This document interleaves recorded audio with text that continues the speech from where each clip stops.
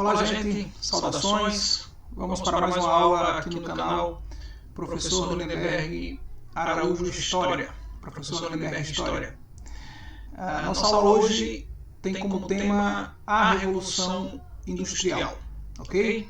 Um tema extremamente importante e um tema que se mantém atual, tá certo? Normalmente, quando estou em sala de aula e os alunos perguntam essa relação da história com o presente, eu sempre me reporto à Revolução Industrial porque é um fato histórico que está em constante transformação, certo? A indústria está presente em todos os aspectos de nossas vidas, absolutamente. Nós temos dois conceitos iniciais: o conceito de revolução e o conceito de indústria. Tá certo? A Revolução Industrial é o que nós podemos chamar de revolução por essência, porque foi e é um processo histórico que alterou e altera constantemente as nossas vidas, o nosso modo de viver, o nosso modo de pensar, o nosso modo de agir, de se comportar, o nosso modo de perceber o mundo à nossa volta. Então, se existe uma revolução por essência, e que inclusive envolveu e envolve todos os grupos e classes sociais, esse tema é a Revolução Industrial. Portanto, ele é de extrema importância para nós compreendermos a história mundial a partir do século XVIII. Ok? Então, a Revolução é aquele fato social, aquele fato histórico, aquele fenômeno que pode ser abrupto ou lento, né? Pode ocorrer de forma instantânea ou em processo. É aquele fato que altera todos os aspectos da vida humana, tá bem? Aí nós podemos afirmá-lo como uma revolução. Indústria. Sempre faço esse alerta. Cuidado para não associarmos indústria exclusivamente à tecnologia, as máquinas, tá certo? Indústria é toda e qualquer atividade humana a partir da qual as matérias-primas são transformadas em objetos de valor, tá certo? Então, não é apenas as grandes fábricas, não são apenas as grandes fábricas, os grandes maquinários, a tecnologia. Qualquer atividade humana, desde a pré-história, que transforme a matéria-prima em um produto de valor agregado, a isso nós damos o nome de história, tá certo? Desde as primeiras ferramentas produzidas pelos Homo sapiens há 100 mil anos que nós temos atividade industrial. E ela se divide em vários segmentos que nós iremos ver ao longo de nossa aula. Ok? Então, feita essa introdução, explicado esses dois conceitos, revolução e indústria, vamos às informações. Ok? Então, vamos aqui, um pouquinho para cima, eu avancei mais aqui o slide. Bom, voltemos à Inglaterra, tá? Às Ilhas Britânicas, ao Reino Unido, para entendermos por que a Inglaterra foi o primeiro país a se industrializar neste processo revolucionário, certo?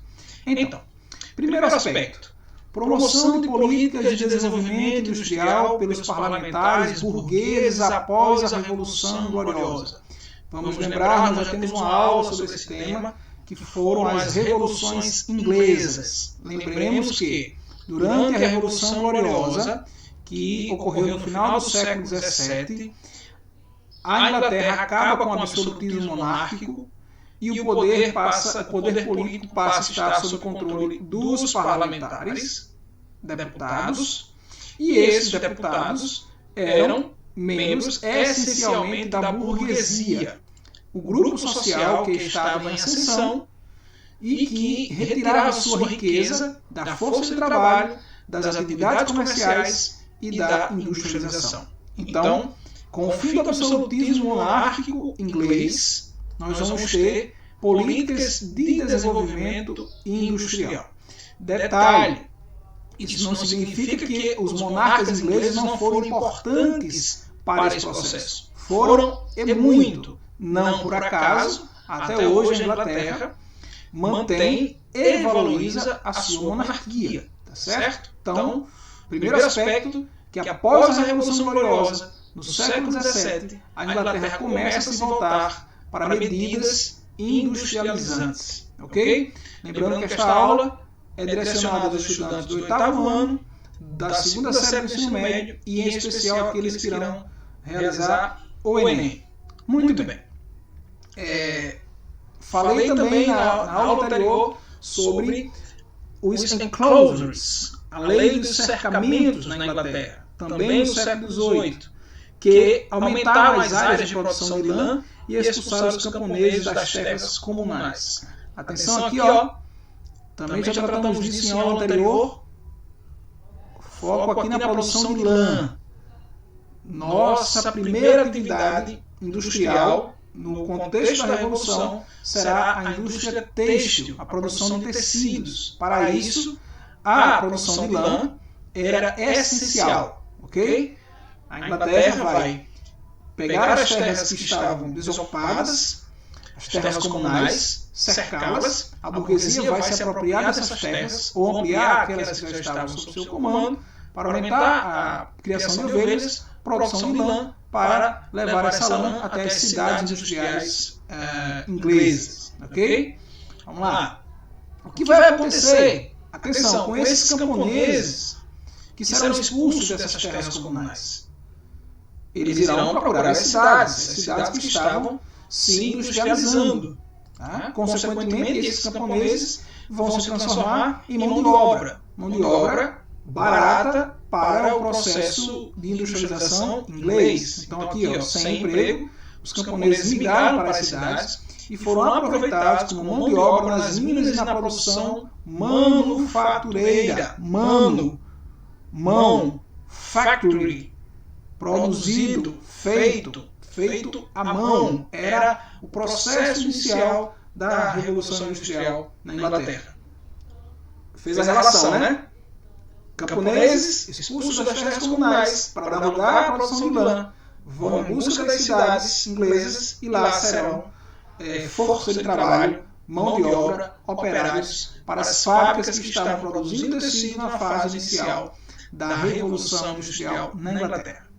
Aí nós teremos o aumento da produção de lã na Grã-Bretanha e de algodão nas colônias inglesas na América, que multiplicou a quantidade de manufaturas têxteis na metrópole. Manufaturas têxteis, pequenas fábricas que utilizavam essencialmente trabalho humano e algumas ferramentas e algumas máquinas. Indústria têxtil, produção de tecidos. Professor, quais eram as colônias inglesas na América? Eram the United States of America, os Estados Unidos.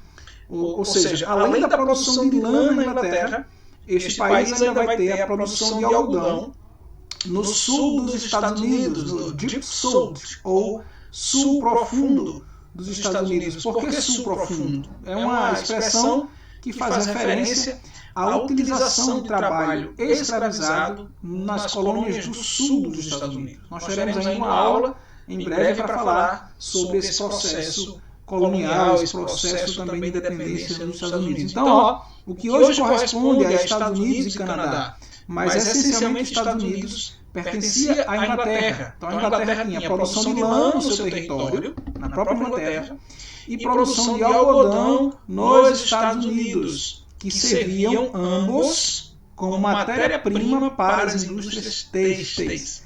Não esqueçam-se disso. Não esqueçam-se para não se esquecer duas vezes. Ok?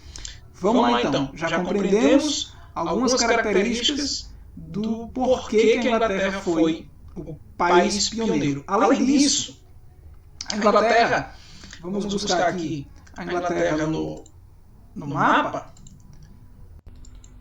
Vamos aqui rapidinho.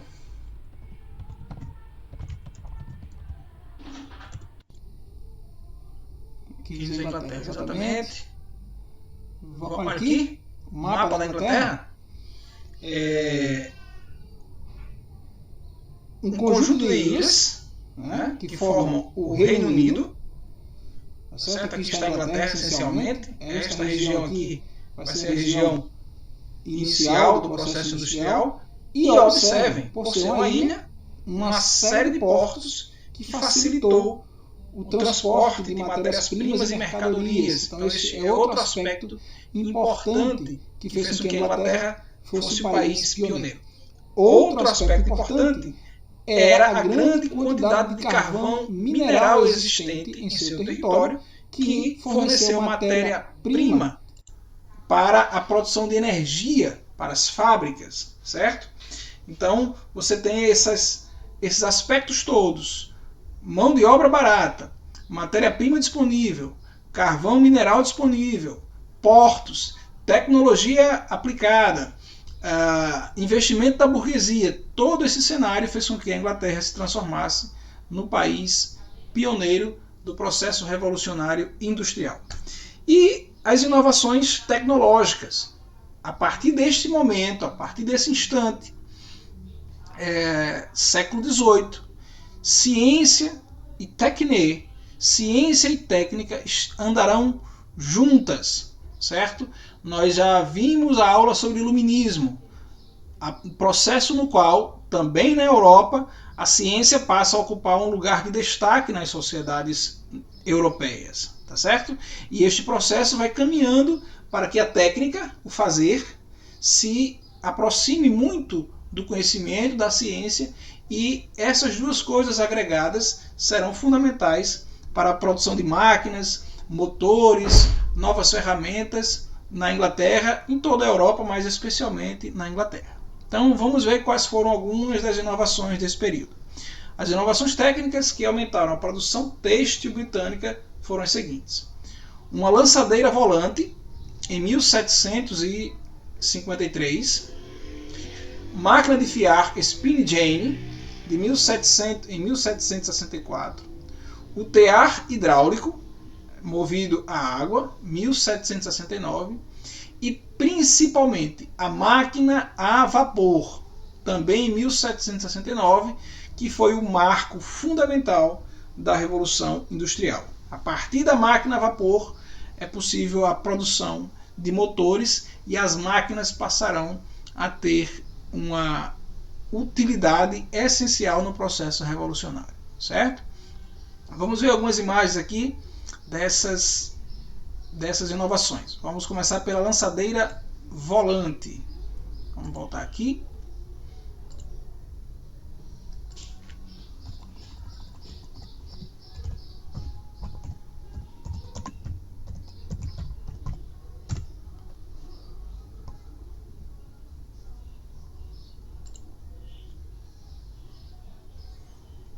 Temos lá, vamos ver aqui. Mulher usando uma Spinning Jenny, gravura de autoria desconhecida, certo? Era uma máquina de fiar, com diversos fusos, produzia o tecido muito mais rápido. E aqui uma ilustração da máquina a vapor, apresentada por James Watt em 1769. Então percebam que, além daqueles aspectos todos que nós vimos sobre o pioneirismo inglês, nós ainda teremos, no interior da Inglaterra, diversos inventores, alguns deles até curiosos, que irão, a partir do seu próprio trabalho, produzir máquinas para facilitar a vida e para aumentar a produção de tecidos, que era o foco central. Vamos voltar aqui a algumas imagens. Depois a gente volta às imagens. Vamos lá. Avanço da indústria.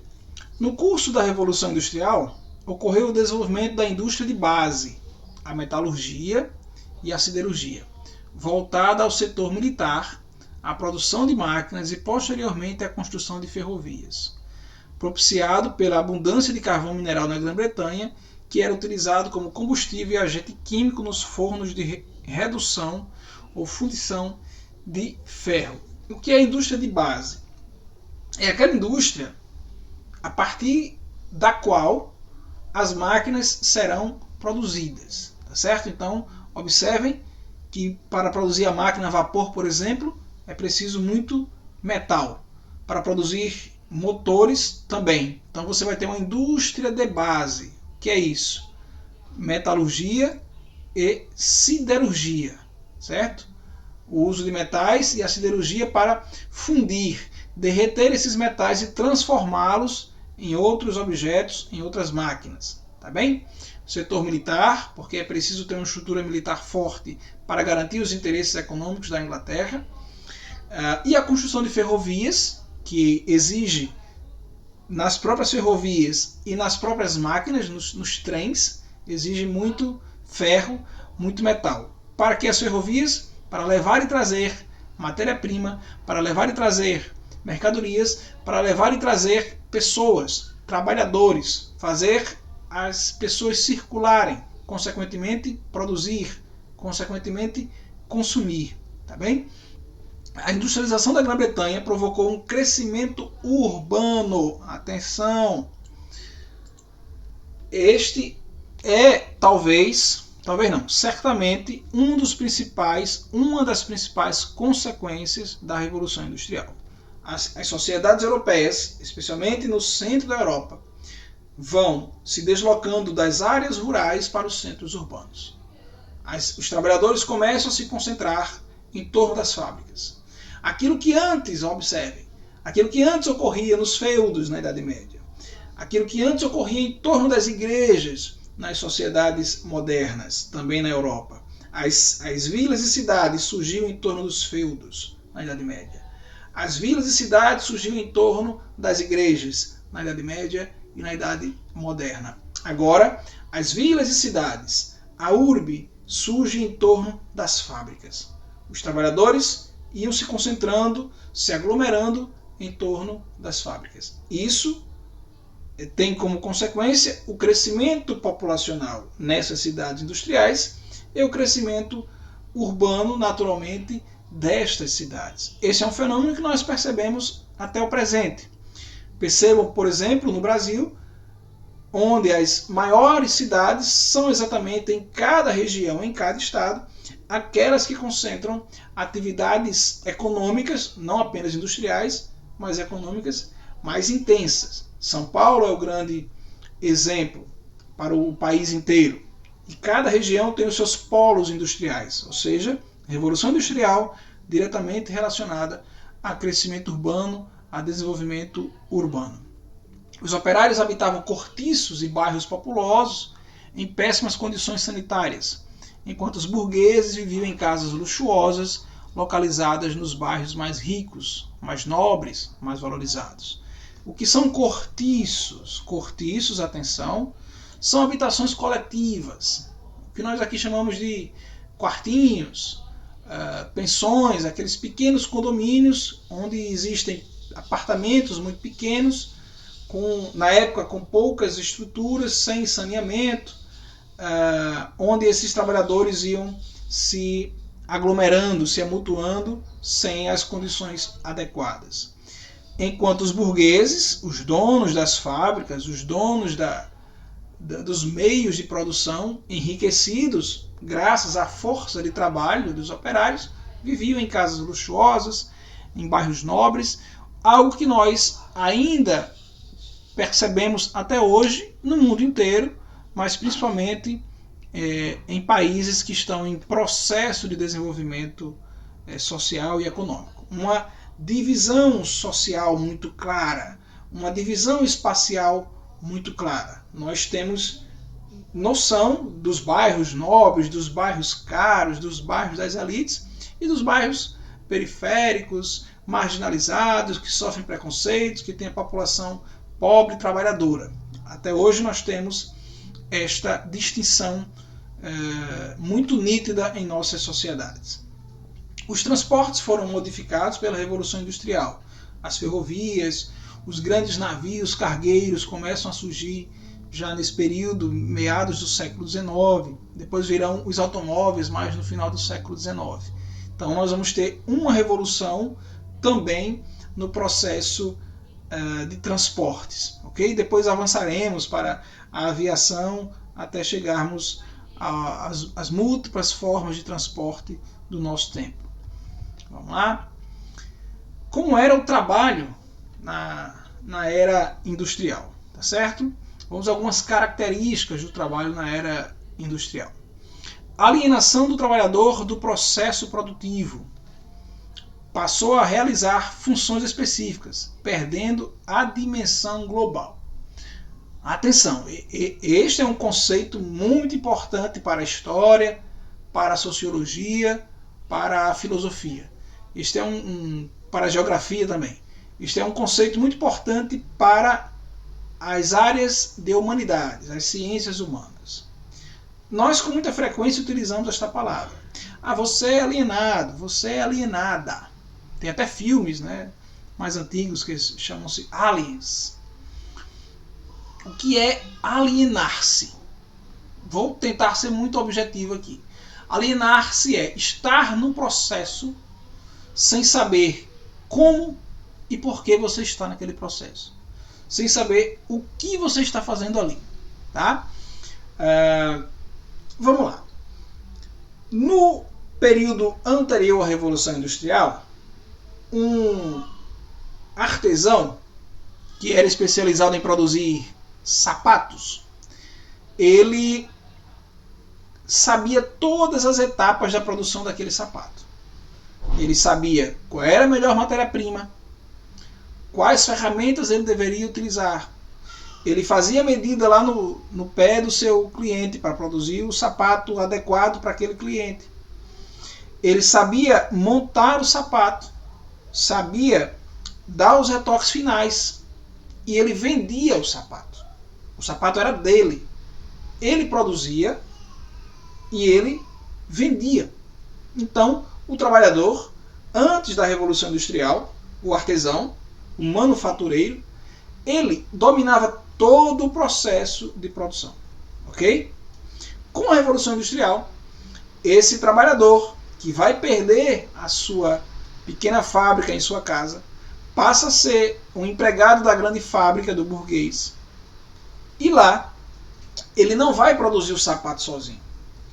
Ele vai produzir apenas uma parte do sapato. Então vai ter um trabalhador específico para mexer com a matéria-prima, outro para cortar, outros para montar, outros para dar os retoques finais. Ou seja, nenhum trabalhador na era industrial sabe todas as fases de produção dos objetos que eles produzem. Ok? Isto chama-se alienação. Quando o produto chega no final, ninguém sabe como ele é feito totalmente. Porque cada um fez uma parte. É o que nós chamamos de divisão de trabalho. Depois avançaremos para a linha de montagem. Este processo, no qual o trabalhador não detém todo o conhecimento sobre aquilo que ele está fazendo, é o que nós chamamos de alienação. Ok? Então, o trabalhador, na era industrial, passou a ser alienado do processo de trabalho. Ele trabalhava, mas não dominava todo o processo do começo ao fim daquilo que ele produzia. Certinho? Alienação, não esquece do conceito, não esquece da aula de história, anota e não esquece nunca mais na vida. Jornadas de trabalho longas e extenuantes. Trabalhava-se 12, 14, 16 horas ininterruptamente, sem parar. O trabalhador não tinha direitos. Era exploração ao nível máximo. Ok? Ambientes insalubres. O que é insalubres, professor? Sem condições de higiene. Ambientes sujos que afetavam a saúde dos trabalhadores. Baixos salários. Ausência de direitos trabalhistas. Ok? Férias. 13º, salário maternidade, salário mínimo. Essas questões todas que hoje parecem muito naturais para os mais jovens, não existiam há 200, 300 anos. Foram conquistas de séculos e séculos de luta das classes trabalhadoras mundo afora. Nada foi dado de graça. Todos os direitos que os trabalhadores hoje têm, até de ter um salário mínimo, uma folga por semana, carga horária limitada, 8, 10 horas, isso tudo foram processos de lutas, porque antes muita gente enricou explorando ao máximo os trabalhadores, ok? E emprego de mão de obra masculina, feminina e infantil, também é outra conquista. Hoje nós sabemos que é crime empregar crianças menores, se não me engano, de 16 anos em múltiplas funções. Não significa que os jovens não devam trabalhar, mas que em determinadas funções, em determinados trabalhos, aquilo que impede a evolução cognitiva, pessoal, física, psicológica, intelectual dos jovens, o trabalho não deve ser prioridade. Ok? Vamos lá. Por que se utilizava o trabalho infantil? Porque normalmente os homens trabalhavam, mas o salário era tão baixo que ele precisava levar a companheira e os filhos para trabalharem, certo? Para que o salário de todos pudessem garantir pelo menos a compra de alimentação e o pagamento dos aluguéis, ok? Professor, mas não foi interessante que as mulheres fossem trabalhar? Em certa medida, sim.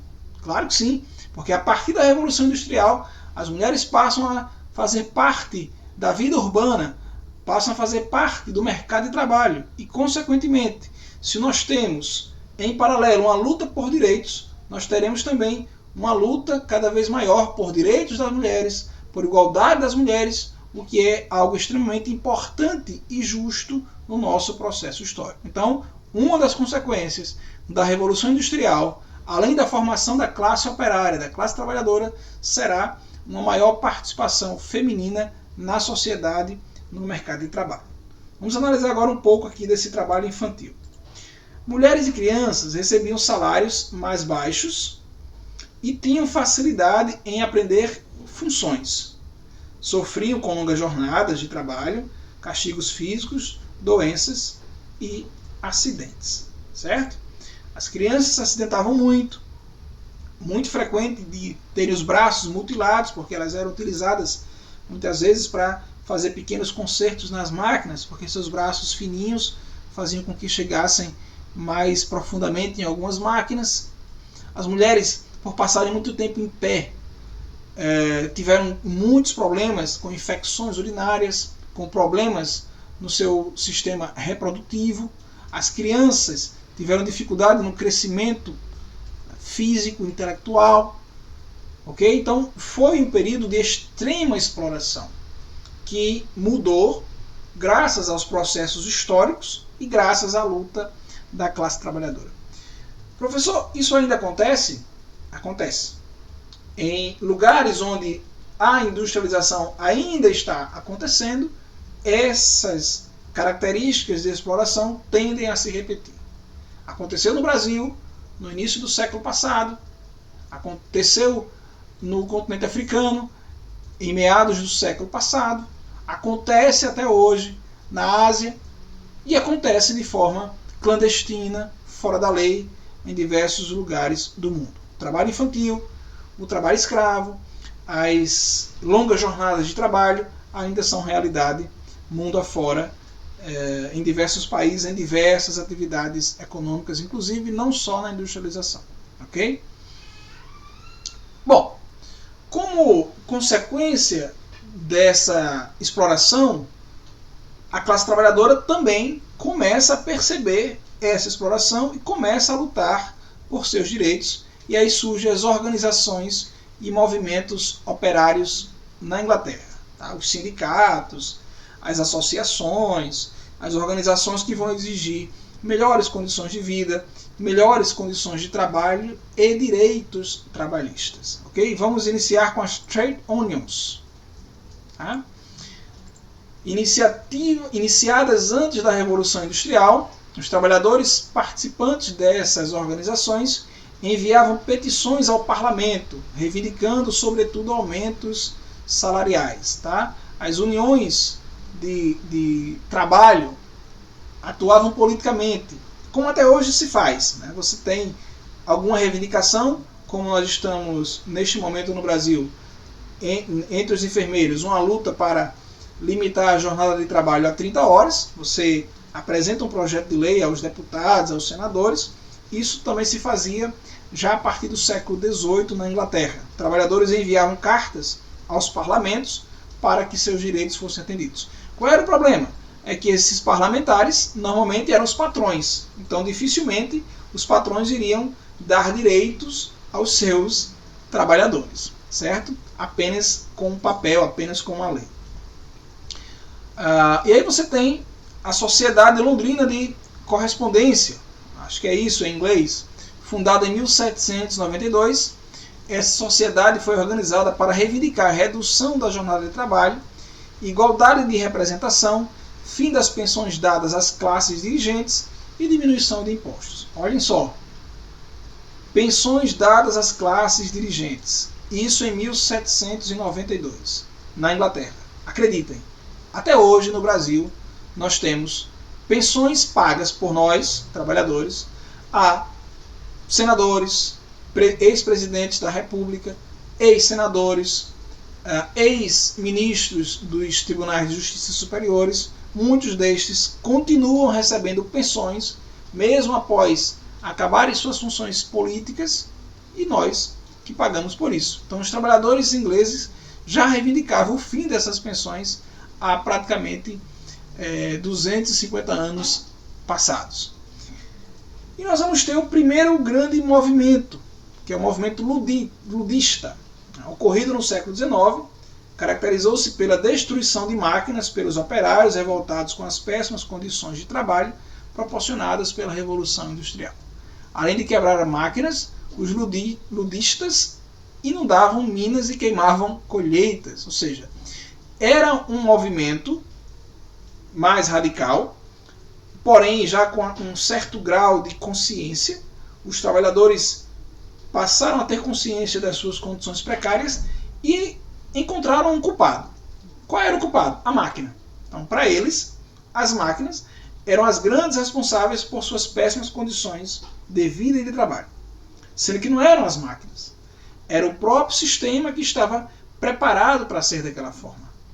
A Revolução Industrial, a riqueza dos burgueses, ela inicialmente começa com a venda de negros e negras africanos para a escravização. É assim que a Inglaterra lucra, e é com isso que a Inglaterra vai investir em indústria.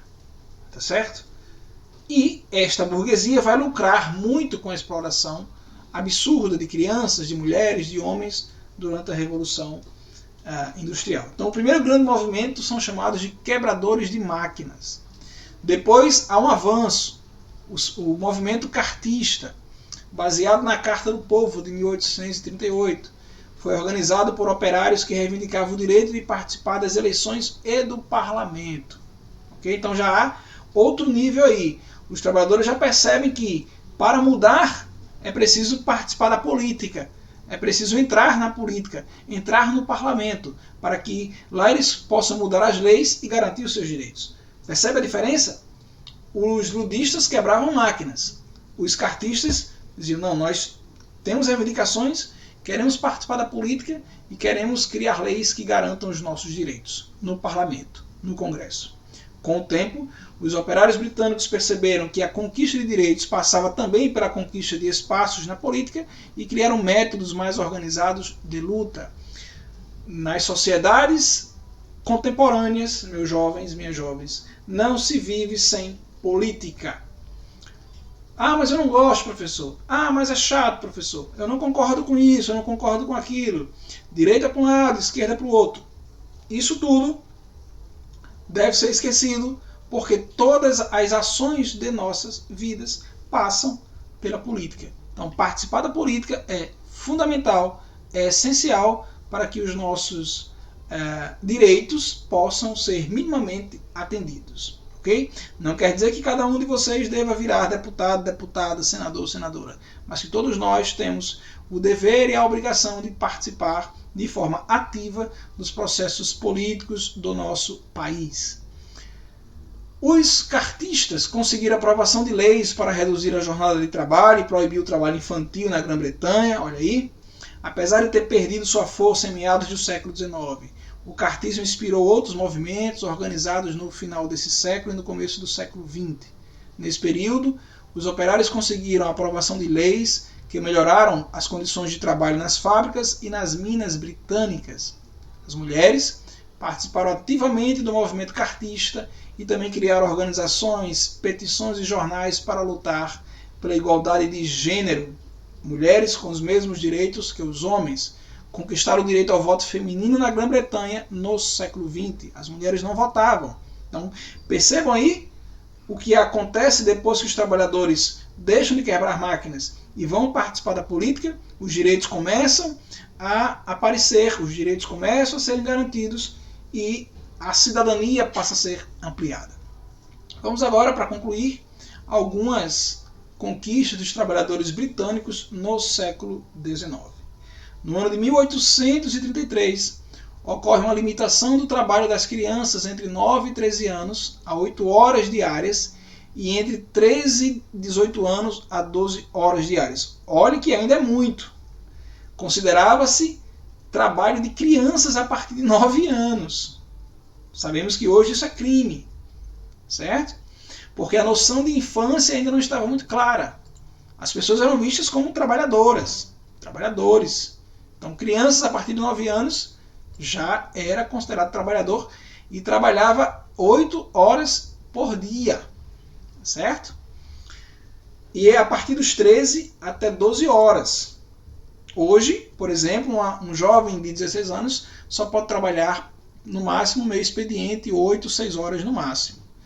Em 1834, ocorre a criação da Grand National Consolidated Trades Union, Consolidação Nacional das Uniões de Trabalhadores, primeira central de trabalhadores na Grã-Bretanha. Então, os vários sindicatos vão criar uma central com força política para reivindicar os seus direitos. 1842, proibição do trabalho feminino nas minas. Era um trabalho extremamente violento, doloroso para as mulheres. 1847, redução da jornada de trabalho para 10 horas diárias. E depois vai avançando e, como eu disse, até o tempo presente, até o momento, até a atualidade, a indústria continua em processo constante de evolução e os direitos trabalhistas continuam em processos constantes de evolução. É uma eterna luta, interesses opostos, burgueses de um lado, trabalhadores de outro, o lucro de um lado, as garantias mínimas de outro. E assim, a Revolução Industrial, como tal, alterou absolutamente a forma de viver do mundo inteiro a partir do século XVIII na Inglaterra. Não esquecer que a Inglaterra foi o país pioneiro pelos vários aspectos que nós abordamos em nossa aula, que a partir da Revolução Industrial, diversos inventos, máquinas, objetos passaram a fazer parte de nossa vida, de nossa realidade, e por isso que nós podemos tranquilamente chamar este processo de um processo revolucionário. Será extremamente explorador no seu início, porém os trabalhadores irão, com o tempo, tomando consciência, deixando de ser alienados e passam a exigir cada vez mais direitos. Existem países na Europa, inclusive, na própria Inglaterra, onde os direitos trabalhistas são essenciais, fundamentais e garantem aos trabalhadores boas condições de vida. Ok, gente? É isso. Nossa aula sobre Revolução Industrial termina aqui. Espero que tenha contribuído para o aprendizado de vocês. Anotem, estudem, façam exercícios. Foco no Enem, foco nas atividades. Estudar nunca foi tão importante. Um forte abraço do professor Lindenberg Araújo. Não esquece de curtir lá a nossa aula, de sugerir aos amigos e de se inscrever no canal Professor Lindenberg História. E até a nossa próxima aula.